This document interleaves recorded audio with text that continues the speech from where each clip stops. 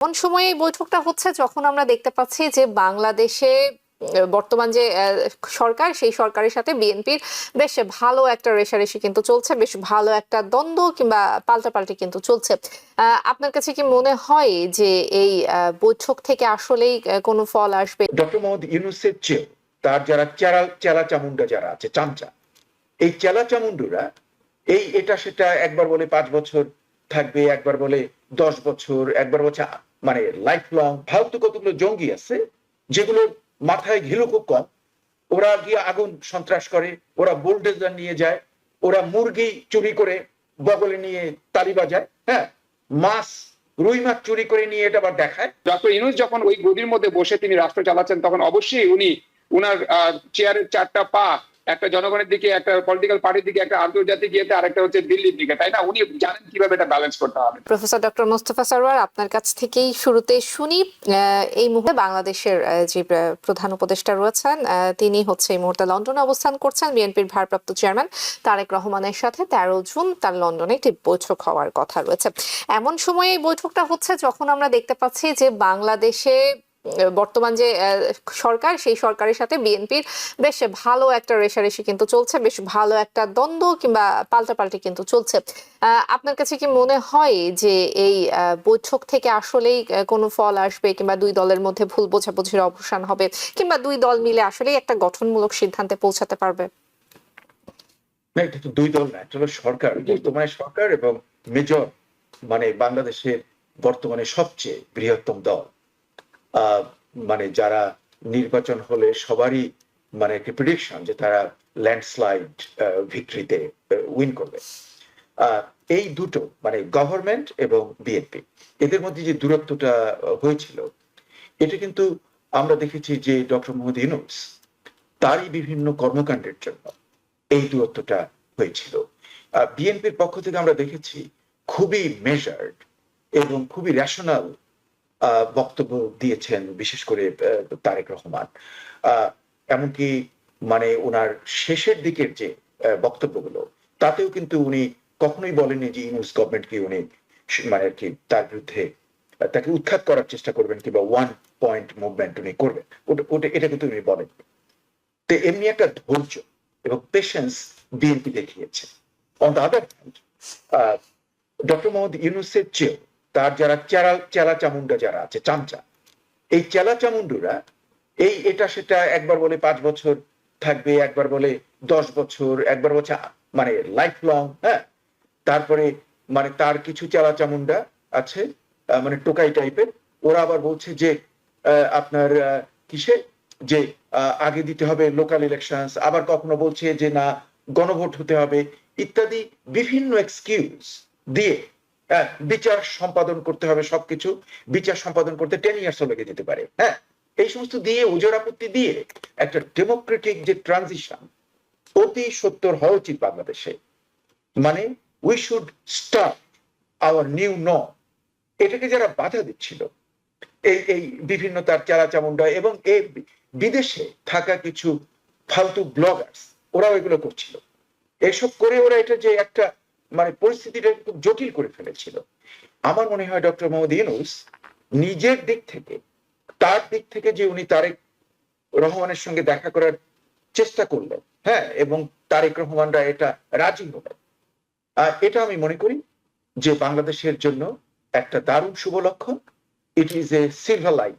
এতদিনের যত গোলমাল ছিল তার মধ্যে আমি একটা সিলভার লাইনিং দেখছি, এবং আমি আশা করব যে ওনাদের এই বৈঠকটা যেন সার্থক হয় এবং কোনো কারণে নির্বাচন ডিসেম্বর ক্রস করার কোনো অর্থ আমি খুঁজে পাই না। এটা নভেম্বরেই করা যায়, অক্টোবরেই করা যায়। কাজে আমার মনে হয় উনি ওনার সিদ্ধান্ত মানে চেঞ্জ করবেন ডক্টর মোহাম্মদ ইউনূস। মানে ব্যাপারটা কি, যেমন ধরেন আমি বলি যে আমি ইলিশ মাছ পছন্দ করি, আমার এক শত্রু যে আমাকে খুন করতে চায় সেও ইলিশ মাছ পছন্দ করে। তো সেই শত্রু ধরেন মিস্টার এক্স, সে বললো আমি ইলিশ মাছ পছন্দ করি, আমি বললাম যে আমি ইলিশ মাছ পছন্দ করি। এখন একটা ফালতু ব্লগার, একটা বিদেশে থাকা একটা ফালতু ব্লগার বললো যে ও উনি ইলিশ মাছ পছন্দ করে আর সারোয়ার ইলিশ মাছ পছন্দ করে, তার মানে সারোয়ার ওই লোকের দালাল কিংবা ওই লোকের একটা এজেন্ট। এটা কোনো যুক্তি হয়? এবং এই যুক্তি আমাদের এই জঙ্গি যারা আছে, একটা মানে ফালতু কতগুলো জঙ্গি আছে যেগুলোর মাথায় ঘিলু খুব কম, ওরা গিয়ে আগুন সন্ত্রাস করে, ওরা বুলডোজার নিয়ে যায়, ওরা মুরগি চুরি করে বগলে নিয়ে তালি বাজায়, হ্যাঁ, মাছ রুই মাছ চুরি করে নিয়ে এটা আবার দেখায়, হ্যাঁ, ওদিকে আবার বিরাট লম্বা দাড়ি টুপি, জঙ্গি, হ্যাঁ, জেহাদি জঙ্গি। আমি কিন্তু একটা ডিস্টিংশন করব, বাংলাদেশের কোটি কোটি লোক মুসলমান এবং তারা অতি ভালো এবং তারা ধর্মপ্রাণ এবং ইসলাম ধর্মে কিন্তু এই ধরনের ব্যাপার নেই, হ্যাঁ, এগুলো জঙ্গি কিছু এগুলো করে যেগুলো মানে এরাই কিন্তু জিনিসটাকে খুব কমপ্লেক্স করে ফেলেছিল ইউনূসের জন্য। এবং একসময় মনে হচ্ছিল যে ডক্টর মোহাম্মদ ইউনূস আমার দারুণ শ্রদ্ধেয়, কিন্তু একসময় আমার মনে হচ্ছিল যে এরা যেন তারই মানে এদের সঙ্গে তার একটা গোপন যোগসাযোগ রয়েছে এই চেলা চামুন্ডাদের সঙ্গে।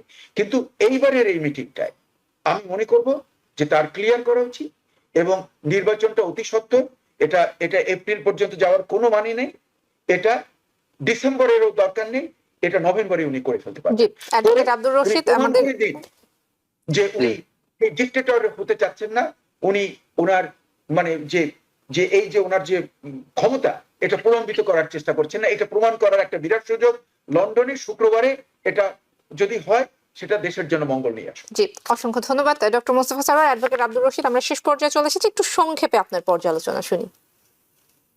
ধন্যবাদ। আসলে ডক্টর মোহাম্মদ ইউনূস, আমি তাকে এক্সপেক্ট করিনি যে তিনি সারা পৃথিবীতে এত বেশি জনপ্রিয় একজন মানুষ, তিনি একটা রাষ্ট্রকে পরিচালনা করতে গিয়ে এতগুলো মানে প্রতিকূলতার উনি সম্মুখীন হবেন এবং খুব ট্যাকটিক্যালি উনি প্রতিকূলতাগুলোকে আস্তে আস্তে পাশ কাটিয়ে তিনি সামনের দিকে অগ্রসর হচ্ছেন। তো গোপালা, একটা মনের কথা মনে রাখতে হবে যে জুলাই আগস্টের যে বিপ্লব, এই বিপ্লবের ব্যাকগ্রাউন্ড আসলে কি, আমাদের এতগুলো মানুষ রক্ত দিল, এতগুলো পরিবার ক্ষতিগ্রস্ত হলো, তাই না? লোক আমরা কি চেয়েছিলাম? আমাদের এই মুক্তিযোদ্ধারাই তো চেয়েছিলেন বাংলাদেশে বাংলাদেশের গণতন্ত্র প্রতিষ্ঠিত হবে, বাংলাদেশের সাম্য প্রতিষ্ঠিত হবে, ন্যায় বিচার প্রতিষ্ঠিত হবে। সেটা তো আমরা দেখিনি। বিএনপিকে আমরা ক্ষমতায় দেখেছি তিনবার, আমরা আওয়ামী লীগকে ক্ষমতায় দেখেছি 15-16 বছর একটানা শেষের দিকে, কিন্তু এদের কাছে আমরা এত বছর এত সময় ধরে কিন্তু আমরা সেটা পাইনি যেটা জনগণ ফিল করে যে তাদের পাওয়া উচিত, তাদের সেই মালিকানা, তাদের সেই দেশের যে অধিকার, ভোটাধিকার, নির্ভয় এবং ভোটদার অধিকারটুকু পর্যন্ত আমরা এই পলিটিক্যাল পার্টিগুলোর কাছে অতীতে পাইনি, কিন্তু আমরা প্রত্যেককে ক্ষমতার মধ্যে দেখেছি। এখন একটা রক্তের বিনিময়ে যখন আমরা একটা দেশ পেয়েছি, একটা অন্তর্বর্তীকালীন সরকার পেয়েছি, ডক্টর ইউনূস যেখানে আসতে চাননি তাকে আমরা জোর করে নিয়ে এসে ওখানে বসিয়ে দিয়েছি। উনি এখন যেটা করছেন, উনি ভিতরে থেকে, যেমন আপনি এই চেয়ারে বসে এখন বুঝতে পারছেন যে আপনি যখন একটা অনুষ্ঠান পরিচালনা করেন আসলে আপনি কি ফিল করেন, এই ফিলিংসটা কিন্তু আমি বুঝবো না, এই বাইরে থেকে দর্শকরা বুঝবে না। তো ডক্টর ইউনূস যখন ওই গদির মধ্যে বসে তিনি রাষ্ট্র চালাচ্ছেন, তখন অবশ্যই উনি উনার চেয়ারের চারটা পা একটা জনগণের দিকে, একটা পলিটিক্যাল পার্টির দিকে, একটা আন্তর্জাতিক ইয়েতে, আরেকটা হচ্ছে দিল্লির দিকে, তাই না? উনি জানেন কিভাবে এটা ব্যালেন্স করতে হবে। তবে আমি মনে করি যে উনি যদি মনে করেন যে নির্বাচনটা ওই সময়ের মধ্যে হবে, অর্থাৎ এপ্রিলে হবে, আমার বিশ্বাস সেই সময়টুকু তাকে দেওয়া উচিত। কারণ হচ্ছে তিনি সেই তাপটা ওখান থেকে বুঝতে পারছেন। আর এত তাড়াহুড়া করার কোনো যৌক্তিকতা আছে বলে এটা আমিও মনে করি না। হোক না, আমরা তো সব দলকেই দেখেছি, কিছু সময় তো, খুব তো বেশি দেরি না, মাত্র এপ্রিল মাসে ইলেকশনটা হবে, এইটুকু আমরা পেশেন্ট যদি না রাখি। তবে হ্যাঁ, বিএনপির সাথে যে দূরত্বটা তৈরি হয়েছে, তারেক রহমানের সাথে তিনি সাক্ষাৎ করবেন, তিনি নিজেই স্বেচ্ছায় কিন্তু তারেক রহমানের কাছে তিনি সাক্ষাৎ করার কিন্তু সেই চেষ্টা উনি চালিয়েছেন। এবং এই বৈঠকের মধ্যে দিয়ে অবশ্যই দুইটা প্রধান নেতা, এই মুহূর্তে আমরা বলতে পারি অন্তর্বর্তীকালীন সরকারের প্রধান এবং একটি প্রধান রাজনৈতিক দলের প্রধান, তাদের মধ্যে যখন আলোচনা হবে অনেক পজিটিভ জিনিস বের হয়ে আসবে, অনেক আমরা ভালো কিছু সেখান থেকে পাবো বলেই আমরা আশা প্রত্যাশা করি। নিউ ইয়র্ক থেকে সম্প্রচারিত TVN 24 টেলিভিশন বিশ্বজুড়ে বাঙালির কণ্ঠস্বর।